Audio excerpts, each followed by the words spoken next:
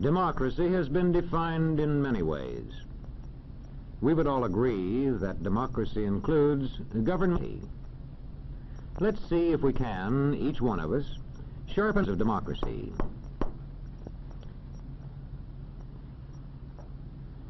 We know that democratic words and forms have been written into laws. But it is the way people practice democracy that really counts. Let's ask this man about defining democracy. He studies communities and the way people live in them. He goes about his job scientifically, observing, recording, analyzing, and reporting. Well, I'll tell you one thing. Students of society have been reporting their observations and analyses for a good many centuries. And as yet, there is not one single definition of democracy that they would all accept. There's one point, however, they would all agree on, and this is it. In thinking seriously of democracy, one must define his words carefully and use them consistently. When you have your own definitions clear, you know exactly what to look for in a community.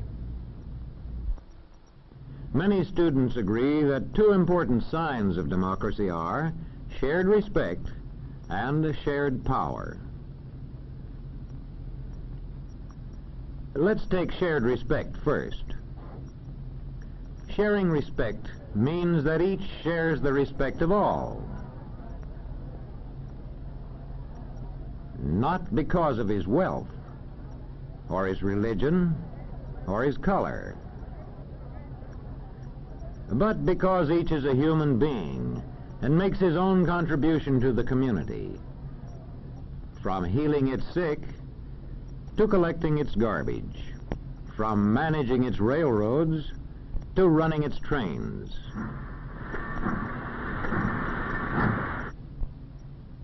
One sign of shared respect in a community is that everybody is given a fair chance to develop useful skills and the chance to put these skills to effective use.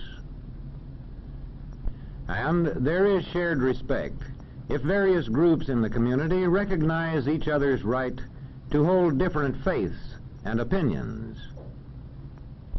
And now let's see how we spot the second of the two signs of democracy, shared power. Most observers agree that there is true democracy in a community only if there is shared power. That is to say, only if many people have a share in making decisions that the community will support with force if necessary. More specifically, you can say that power is shared wherever regular popular elections are authorized and are actually held. There is shared power wherever people actually get out voluntarily and vote. And if they can vote without interference or pressure from anybody.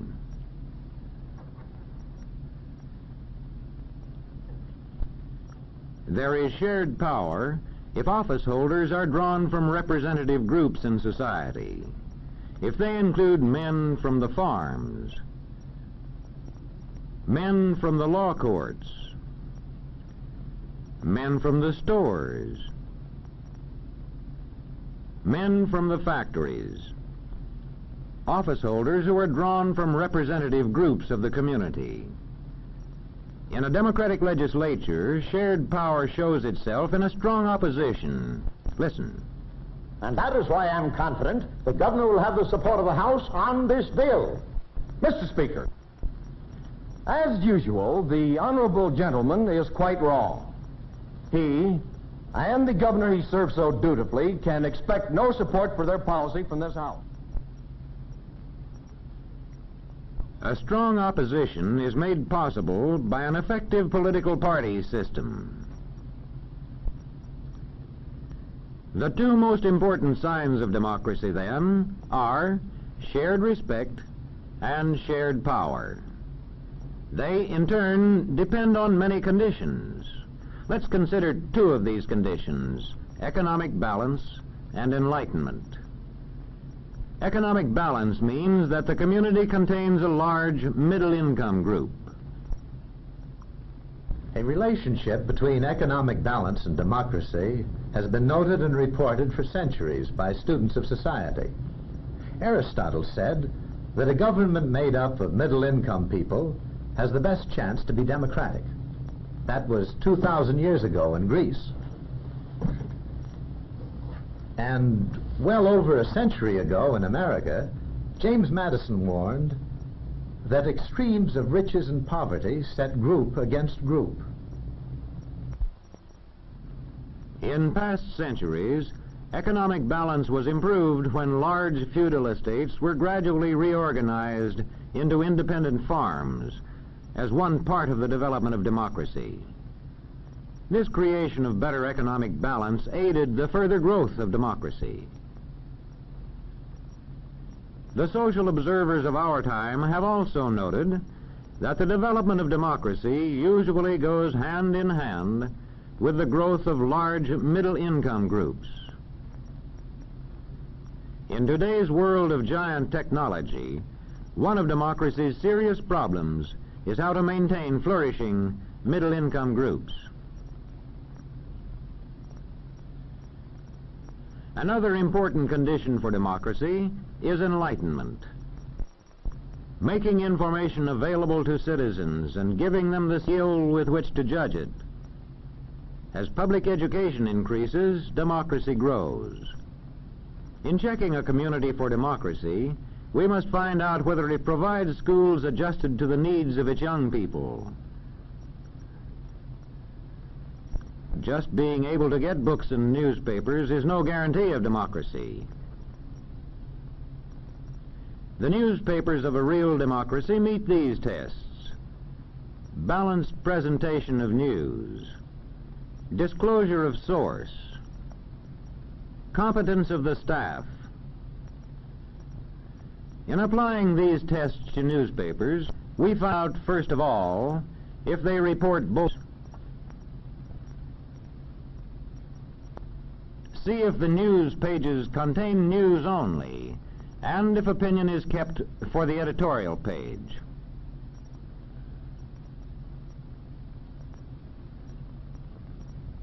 Next, we see if the paper says plainly who publishes and edits it. We know which side they're on.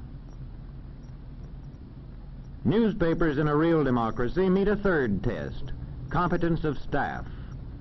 This test requires newspapermen to value accuracy and impartiality and to interpret the news skillfully for the public. The competence test also requires newspapermen to use the services of experts. I want 500 words on freedom of the press for our anniversary edition. How about it? But, Professor, you know more about the history of freedom of the press than probably any other man in the country. Yes, that's right. I mean the responsibility of a free press and other forms of communication like the radio and the movies to enlighten the people into democracy. When we examine any democratic community, large or small, or just average, we find that we can separate out two distinct signs of democracy: shared respect and shared power. They, in turn, depend on at least two conditions in the community: economic balance and enlightenment. There is no standing still. The more economic balance and enlightenment, the more shared respect and shared power. Democracy is something that's never finished. It wanes with neglect, and it grows with care. If a community works to balance its economy, and if it works to enlighten its citizens, such a community can achieve shared respect, and it can achieve shared power. By working hard at it, the citizens of any community can achieve democracy.